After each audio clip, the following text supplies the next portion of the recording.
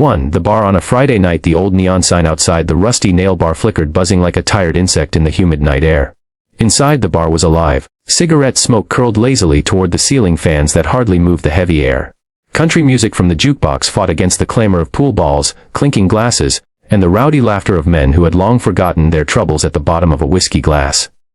It was the kind of place people came to disappear. A place where nobody asked too many questions, where a man could drown his sorrows, or a woman could find a quiet corner to forget about her loneliness.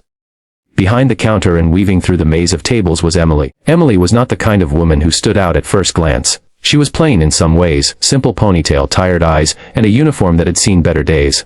But if you looked closer, you'd notice something different about her. The way she smiled, even when she was exhausted.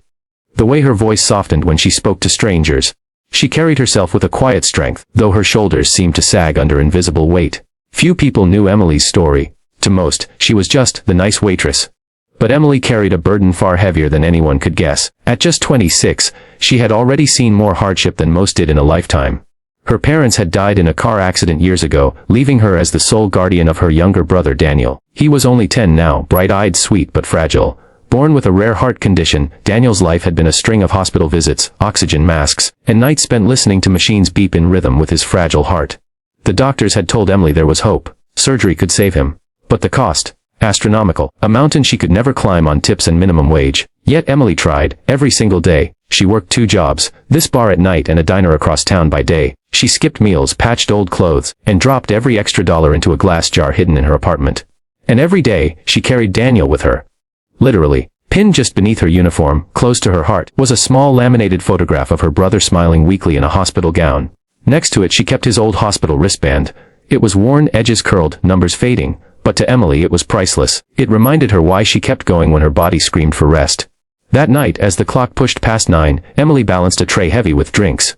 The regulars nodded at her, some offering small smiles. She returned each one politely, though her mind wandered, as it often did, to the thought of Daniel lying in his hospital bed. Then the sound came, the roar of engines. Loud, guttural, shaking the windows. Everyone in the bar stiffened. The bikers were here, too. The biker gang arrives. A dozen men stormed in, their heavy boots pounding against the wooden floor. They wore leather jackets, some patched with insignias, tattoos creeping up their arms and necks. The smell of gasoline and sweat followed them in like a second shadow. Conversations quieted. Some patrons turned their eyes away. The bikers weren't pure evil, but they weren't saints. Was loud, chaotic, and often dangerous.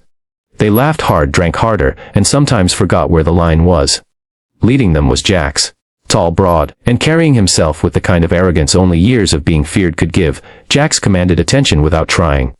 His beard was thick, his arms muscular, and his voice carried like thunder. Emily steadied her tray, smoothed her uniform, and forced her best smile.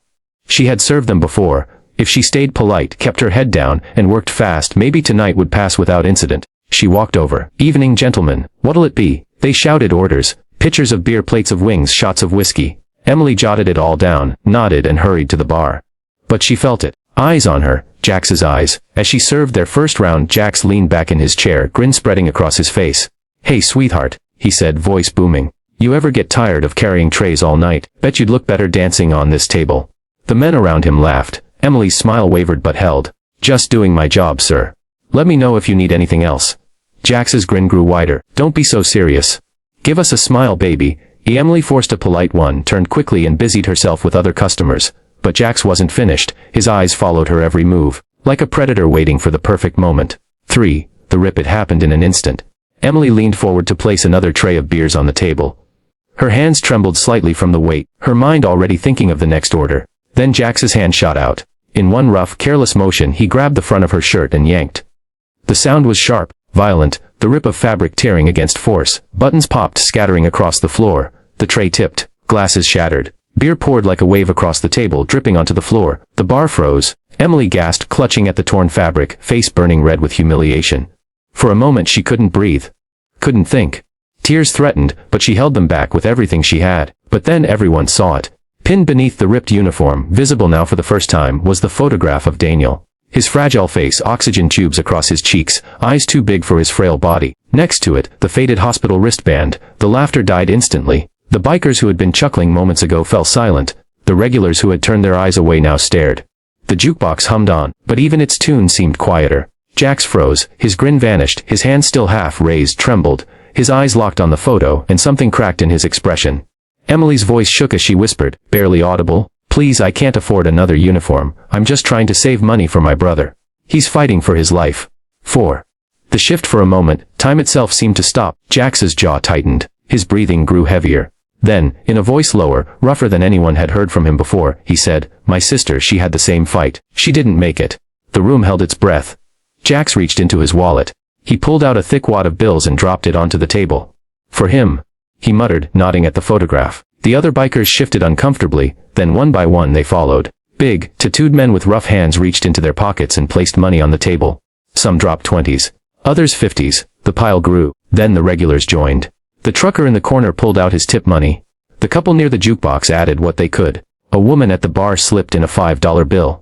In minutes, the broken table, once covered in beer and glass, now overflowed with cash. Emily's hands trembled as she stared. Tears spilled freely, rolling down her cheeks. She clutched the torn fabric tighter, her lips quivering. "Thank you," she whispered. "Thank you all so much." Jax looked at her, guilt etched across his face. "I'm sorry," he said simply. "Sometimes we forget people are fighting battles we can't see." 5. The aftermath from that night on, the bar was different. The bikers who had once scared everyone became Emily's protectors. Nobody dared raise their voice at her again. Not with Jax and his crew watching. The regulars tipped bigger. Strangers who heard the story came in just to leave donations. Emily's savings jar filled faster than she ever dreamed. At home, Daniel noticed the change. He asked why his sister smiled more, why she cried less. Emily only hugged him tighter, whispering, "Because people are kinder than we think."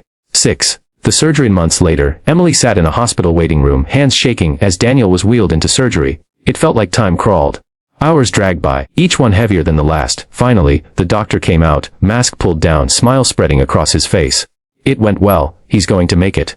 Emily collapsed into tears of relief. Her whole body trembled, woke, color in his cheeks, smile brighter than she had seen in years. Emily hugged him fiercely. "We did it, Danny. You're safe now." 7. The lesson. The story spread beyond the bar, beyond the town. It became a tale whispered as a warning and a hope: never judge too quickly. Never assume you know someone's battle. That night, a biker ripped a waitress's shirt. But what he revealed wasn't shame, it was love, sacrifice, and the strength of a sister willing to give everything for her brother, and it froze the whole bar. Because in that moment, every soul there realized the truth: even the roughest, hardest hearts can hold immense compassion.